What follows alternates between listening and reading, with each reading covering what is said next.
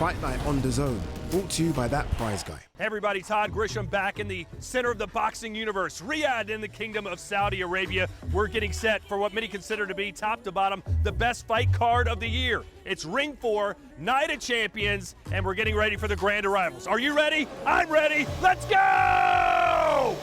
Sam Midge Noakes. Sam Noakes, more experienced, better competition, but is he a better fighter than Abdullah Mason?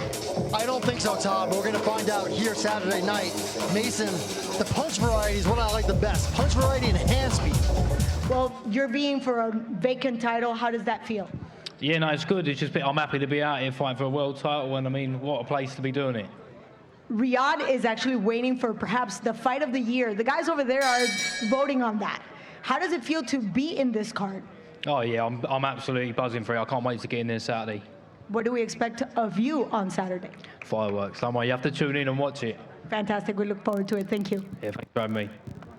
Let's welcome Abdullah Mason. We talked about Sam Noakes having much more experience than Abdullah Mason. Sergio, we've called many fights here in the middle of the night.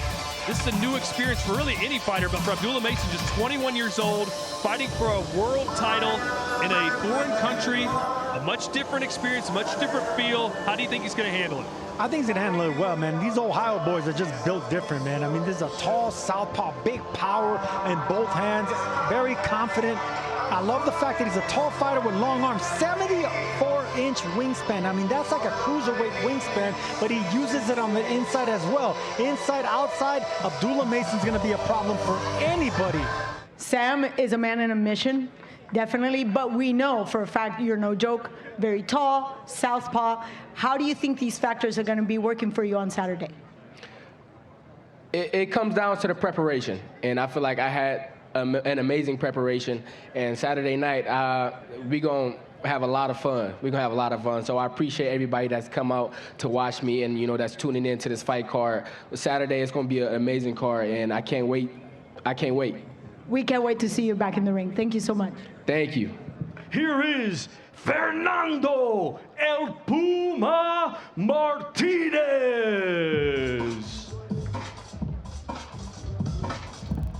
Here comes Fernando Martinez. Guys, we know a lot about Bam Rodriguez. I feel like I've called every single one of his fights. This guy, a little bit of an unknown. How would you describe his style, Sergio? The typical Argentinian fighter, they're very strong on the inside. I mean, their upper bodies are very muscular. Once they do break that distance, they can be a problem. They're great body punchers, and they have more power. At least this man has more power than his knockout ratio indicates. Very strong puncher, heavy hands, and determined. Yeah, so you can see the names of the fighters on my t-shirt here. These are the favorite champions that we have in Argentina. I want to be one of those, and I want to write my name in golden letters and be well respected and famous and make history in Argentina. Well, best of luck. We see you Saturday. Toda la suerte para el sábado. Gracias. Please welcome Jesse Bam Rodriguez.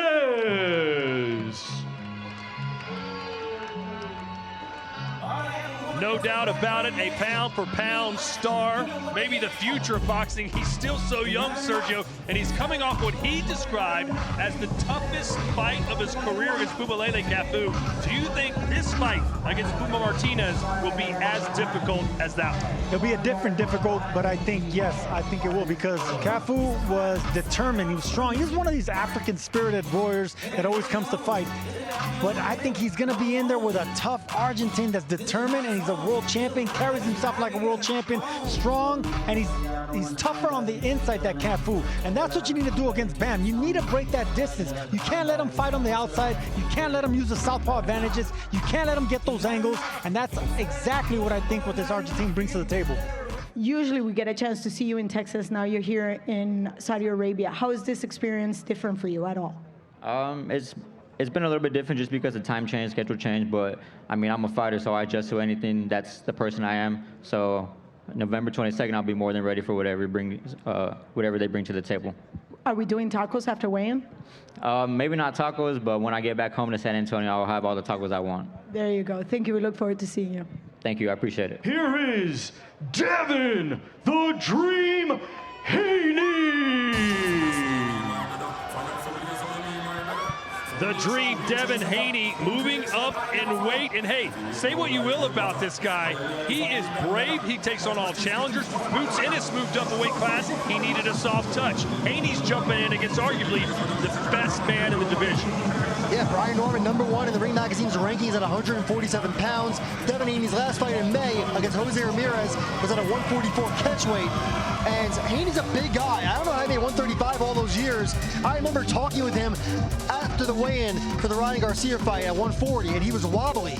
I want to fight the best fighters in the world, and you know, Brian Norman is a champion. I'm the challenger. This is not the first time for me.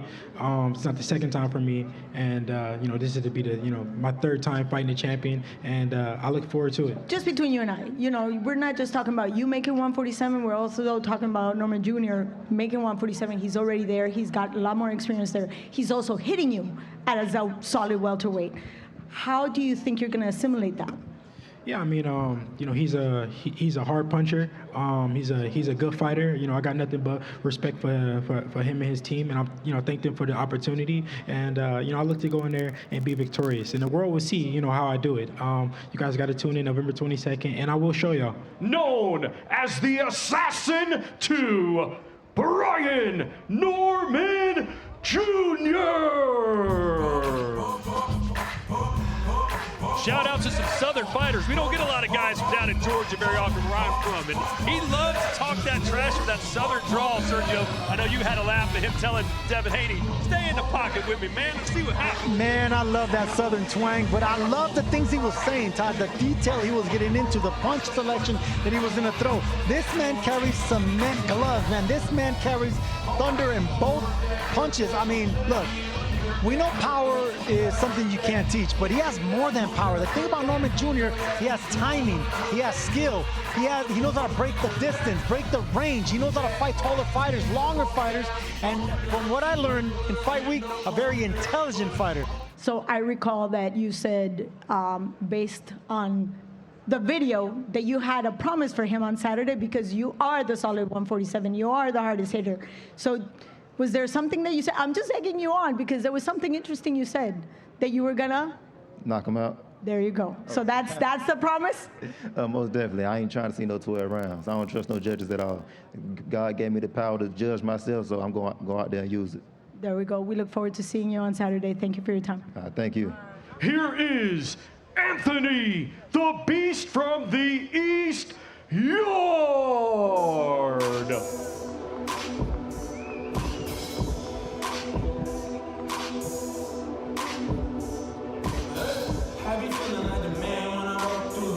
Don't tell Anthony Yarde he's basically a 9-1 underdog.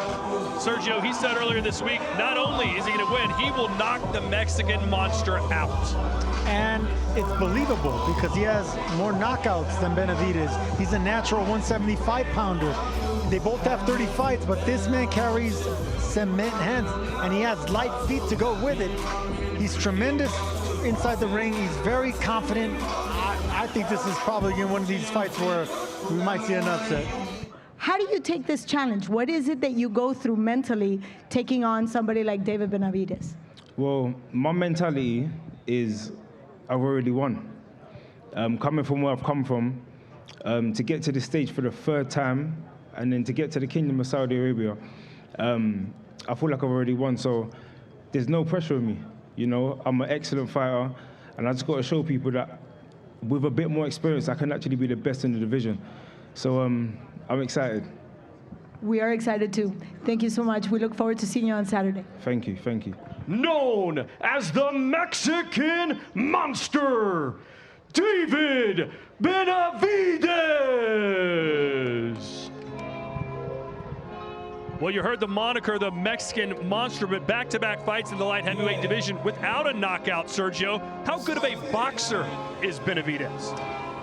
I think he's more of a puncher than a boxer on the front foot, but look, with those long arms, he can be a back foot jab, 1-2 type puncher, but he'd rather not. I mean, he is what he is, and he doesn't deny himself. He wants to go forward. He has extremely fast hands for the division, and he punches in a little square, Todd. He really doesn't loop his shots, so it's hard to avoid every punch, especially with those fast hands. And once he starts digging those body shots and ripping those uppercuts, that's when the fighter's defense starts breaking apart, and that man takes advantage. So I had a chance to go to that gym in Miami in Boxer. I know a few people there. They're my neighbors. And they said, once you hit that bag, everything stops. Can we expect that kind of explosiveness on Saturday? Yeah, I have a lot to prove, not only in this fight Saturday, but in, going forward for the rest of my career. I really want to make a statement that I'm the best in the world, and I want to be the greatest in my generation by the time my time is done. So, and it starts with Anthony Yarde. I know Anthony Yarde, he's come in, he's focused, he's prepared, but I'm ready to make it a war in there, and I'm not leaving there without a victory. It's been a long road since you were just, sparring next to your brother, and now you're here. When you take a quick look, just a quick look, has it been that long for you, or did it just happen in a blink of an eye? No, it's been a long, long time. I'm coming up on 13 years pro. I've been boxing 25 years. I started when I was 3 years old. So it's been a long, long time. But, we knew eventually we're going to get here at this moment, and we kept working, extremely hard every single year, and now we're here. We're here to stay. Thank you so much. Best of luck on Saturday. Back to you, Todd.